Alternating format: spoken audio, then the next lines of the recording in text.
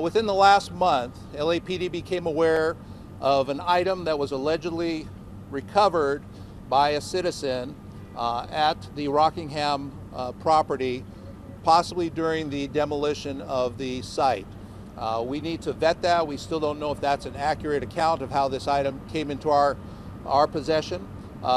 The actual item is described as a knife.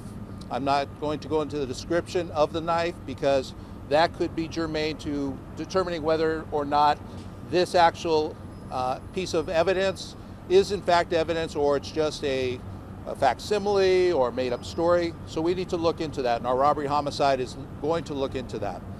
So what I can tell you is that the story as it's told to us by the person we received it from, and the person that we received this knife from is a retired LAPD officer who retired back in the late 90s.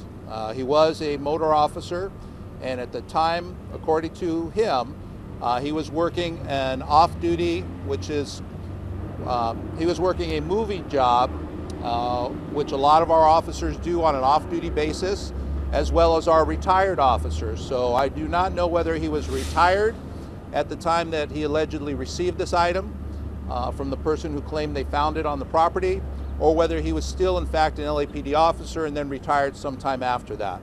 So we are looking into that. The bottom line is that with all cases that remain open, such as the OJ Simpson and other murder cases and robbery cases, unless there's an actual arrest or conviction to prove that we have actually closed the cases remain open. That is where we are with the OJ Simpson case. And I shouldn't say the OJ Simpson case. This is the Nicole Brown case. This is a double homicide that is still open and ongoing. So the investigators will continue to look at this. That item has been recovered by robbery homicide investigators. It is being treated as we would all evidence. So it has been submitted to our lab.